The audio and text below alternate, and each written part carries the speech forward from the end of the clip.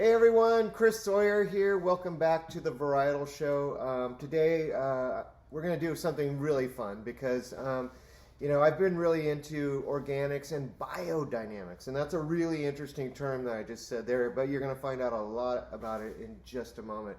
Because I came all the way to Oregon. This is my first trip to Oregon since the whole pandemic started, and I'm very happy to be here at Troon Vineyards. And we're right in Applegate. So if you guys don't know where this is, it's really right just as you get over the Oregon border from California. You see the great town of Ashland. And you can turn off right there near the little town of Jacksonville or Ashland to get out here. And this is the Applegate Valley. And it's really between Highway 5 and the ocean.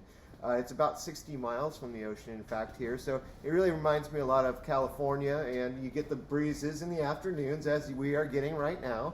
But to be here in a great time, I have Craig Camp, who Craig and I have gotten to know each other from a decade ago or so, when he was in Napa Valley doing the Cornerstone wines, and he came up here to Oregon, found this amazing opportunity to be the winemaker here at this piece of property, but he's also a farmer, and that's why we're going to go into what is biodynamics, especially with Earth Month coming up. And to be really honest, every month is Earth Month. You guys just get that straight.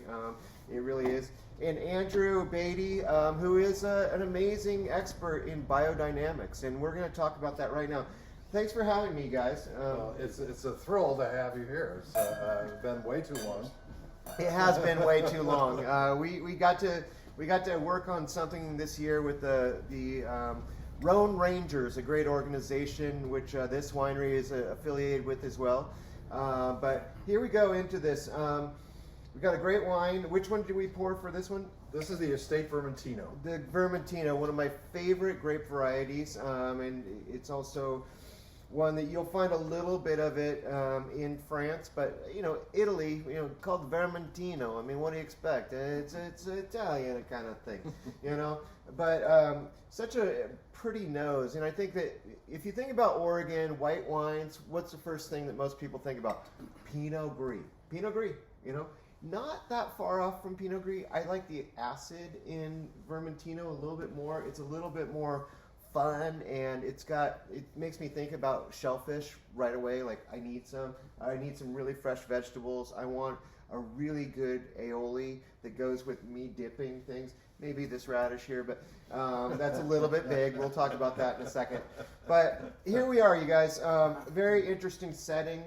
Give us kind of just a synopsis of why this is such a unique wine growing area, Craig. Well, it's really distinct. Of course, everybody's familiar with Willamette Valley. But here, there are quite a ways north from us. McMinnville, where you're on your way to, is a 4-hour drive. So it's a big state. But we're kind of in between Napa and Willamette Valley. So Willamette is cooler and rainier than we are. But we have a very distinct growing season compared to California. And it really comes to, first of all, our altitude and how far north we are. So on the longest day of the year, we'll get about 70 some minutes more sunshine than Napa. So even though our season is more compact, those hours and hours of photosynthesis gives us the opportunity to ripen that fruit. But the interesting twist is that in late October, when we're picking, is the days get extremely short. Right. So, and that brings photosynthesis just to crawl. So we're able to then hang fruit and let it mature, let the flavors mature, without the alcohols going up or losing acidity. So you get this naturally wines that are high in acid and moderate in alcohol, and that's Applegate Valley. Yeah, that's amazing. And to be really honest, I mean, what really impresses me so much is this dynamic. You can kind of see in the background here is a mountain, but this is a mountain range behind us, and it's a mountain range going that way towards the coast.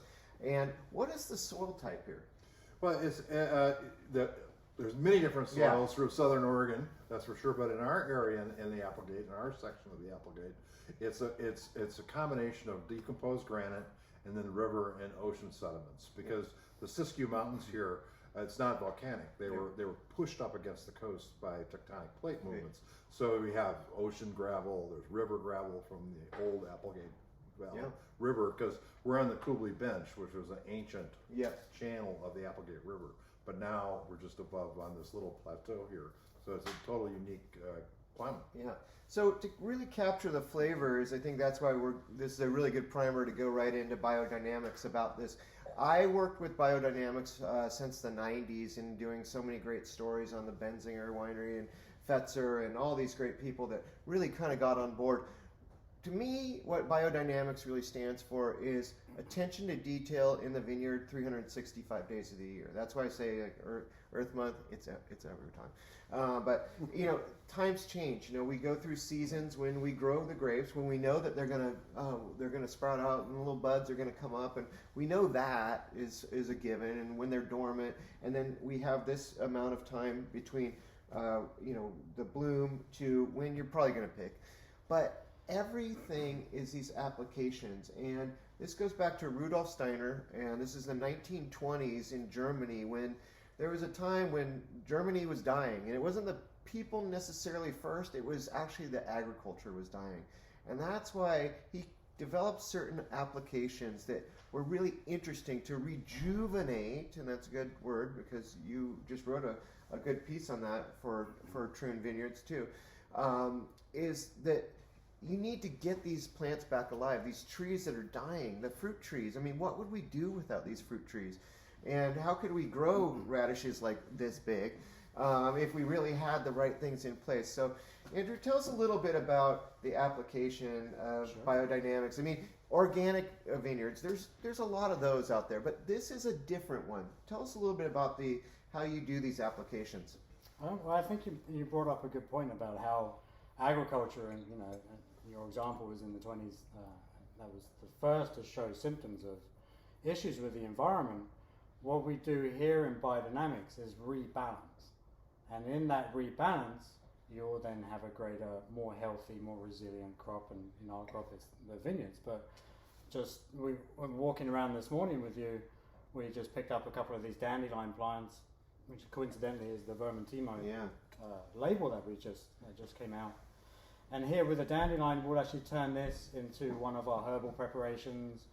This is a plant that's really related to Jupiter, the planet Jupiter, but also more important in vineyards is the silicic acid within the soil. So by us making this simple herbal preparation, we can actually use the resources of the farm, being the dandelion, create a preparation or a herbal homeopathic remedy that will allow for the vines to have a greater access to silicic acid, which then rebuilds and is represented in the health of the grapes that we harvest. Absolutely, and you have to have acid to make great wines, believe me.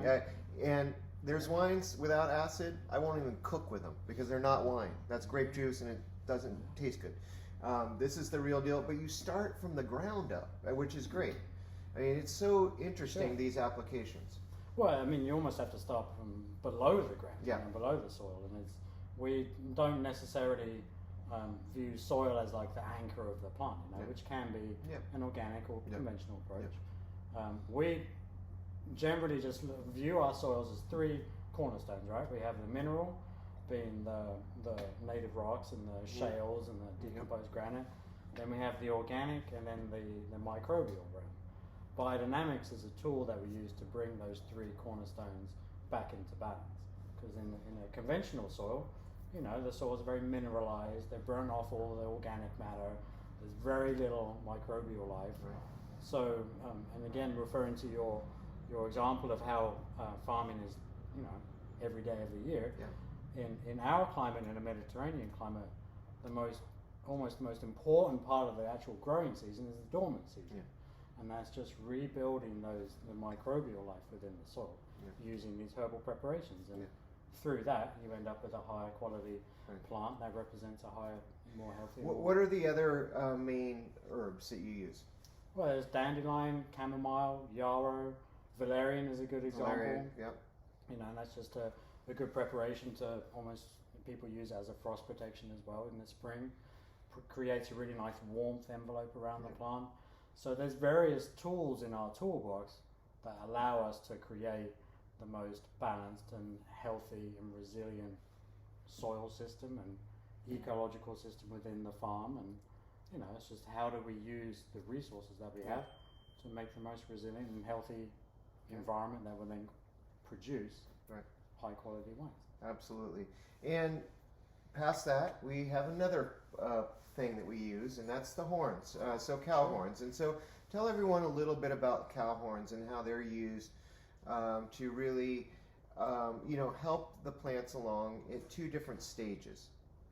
Well, sure. I mean, when people think of cow horns, you think of like a tool for protection, from the animal. But it's much more important in thinking of it as a sensory organ.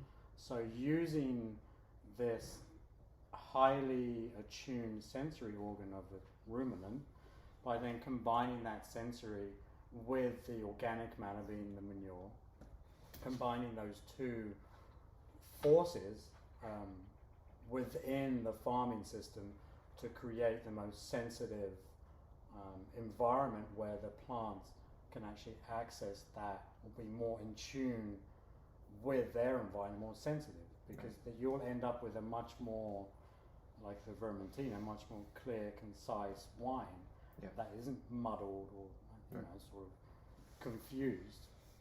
So the everyone, when you think of biodynamics, everyone thinks of cow's horns. But it's not an organ of attack. It's a sensory organ that is almost one of the linchpins of a fulcrum of this actual system as it you go through the season. So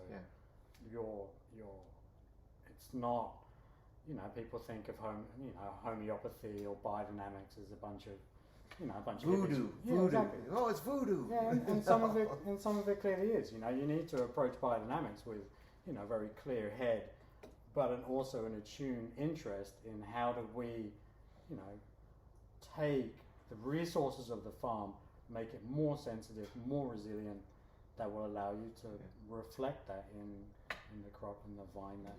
The other application being silica. So you've got the first one being the cow horn stuffed with cow dung, basically. And I'm looking right across this valley right there. There's a great organic farm there where you get the cow dung from. So it's coming from right over there. So and then the silica is to kind of dust on the leaves to create this superpower of reflection of light, which is very interesting. So tell us about that. Sure. So the first preparation, the horn manure, is in the dormant season. Then we turn into the growing season in this year, and by using silica, the silicic acid, is 40% of everything that's on the planet. Like, if we can use these tools in our inventory to create an environment, not just like around the your cluster or your vine leaf or whatever, but around the actual whole plant, and further beyond that, around the actual whole farming, the ecosystem here. So using the silica, ground quartz buried for a season becomes more sensitive.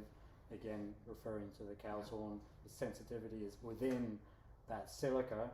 We then apply that to the canopy and the fruit growing, the canes within the vines, and through that, it's not really an aura because that's the wrong word, but that sort of like envelope around your plant, you end up with a more resilient, sensitive, high quality. What's a superconductor is what I think about it. Just these little teeny bits of pieces that are like prisms.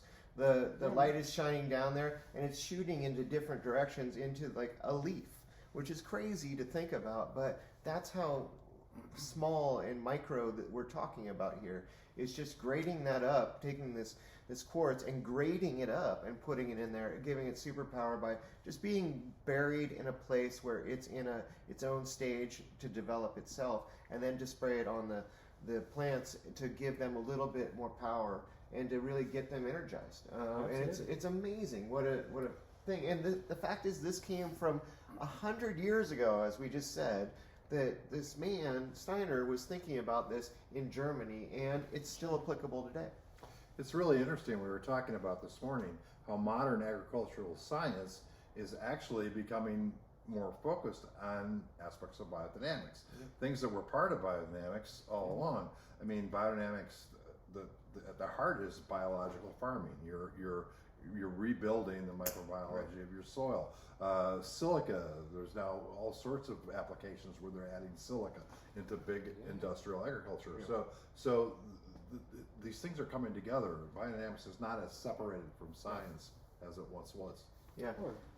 And certainly using, like showing you around our fertigation system and how we can use, modern technologies to improve biodynamics. It's not improving the foundation stone. We're just using the tools that we have, and that's modern technology for. So I think that if I'm like on your behalf, how did this radish get so big? Is the first question. Like, what energized it to just grow into this like monster radish that I saw out there? Like, we need to put this in with us. We need to bring this inside to show everyone. Why is it just a healthy environment out there, and why is this radish important to preserve that? Sure. I mean, again, like every plant on a farm is a simple reflection of the health of the soil. So if we plant radish seed for organic matter to break up hard pans, to increase, the aeration of the soils using natural plants. If we plant this radish seed in the fall and it ends up, a couple inches long, then we know we have an issue with the soil. And again, it's the healthy, good-sized radish that we have here is a direct reflection of the soil that you guys have been building. Absolutely. Over the years, It's a healthy environment out here, you guys, and I think that this is really one of the reasons if you come up to Oregon, you need to look for this and you need to visit Troon Vineyards. But the other thing is just, I think that the health of the vines and this where you're at and this is a healthy environment here comes through in these wines. I mean, for a winemaker, how do you came from Napa Valley? There are good applications there. This is a full-on commitment to this. And what brought you here? Well, I think it was the potential of the site. I mean, just seeing it. Before I was in Napa, I was in the Willamette Valley and had been buying fruit down here. And I always felt this area had just tremendous potential. And as you look at this site, it's got beautiful exposure. It's got beautiful soils. You can just see the potential. So I felt that if you put the right framework into the vineyard here, that you can make great wines. I think that's the key. If you're doing natural style winemaking, that you have to have beautiful fruit. That's the absolute essence to it. You can't have moldy fruit. You can't have this. You can't do it. So this is an ideal place. I remember when Andrew first came here, he said this is an ideal place to farm biodynamically. It's got, and I think that's key, that you put a plant where it wants to live. You can't, if you try to force the plant into the wrong environment, then you have to do all these other applications. So we did a lot of work, a lot of research into what would grow here, and that led us to the range of Southern French varieties. And I will say one thing too, to give some credit out there. Troon is definitely a big part of this movement here, not only in Applegate Valley, but also Oregon in general and the West Coast.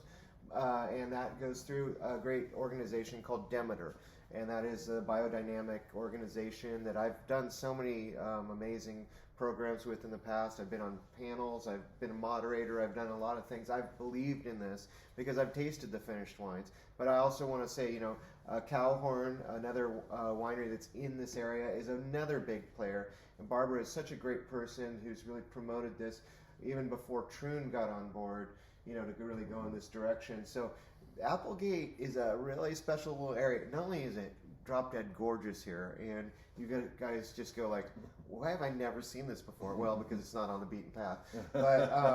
But it's part of really what makes Oregon so great. It's the natural beauty of here, and you come out here and there's a lot of green grass. You know what? Most of those golf courses you guys play at, or if you play golf, guess where all that grass came from originally? Oregon. You like hazelnuts? Guess where they come from? Oregon. All these great things here, but I think it's the wine that comes from Oregon, and this is great vineyard to get to know is Troon Vineyard, and you can really look them up too.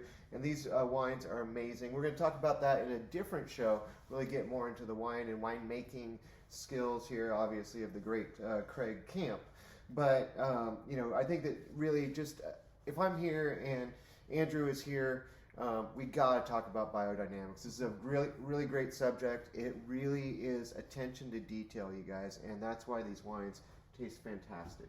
100% of the time. Never doubt it. Thanks for joining in to the Varietal Show. Thank you once again for having me, Craig. Our pleasure. I'm so glad that you were here, Andrew, and what a fun thing to kind of celebrate Earth Month and just the commitment to quality 100% of the time throughout the year here at Troon Vineyard. Salute. Cheers. Thanks again, everyone. Join in for the next show. We'll have more fun. Cheerios.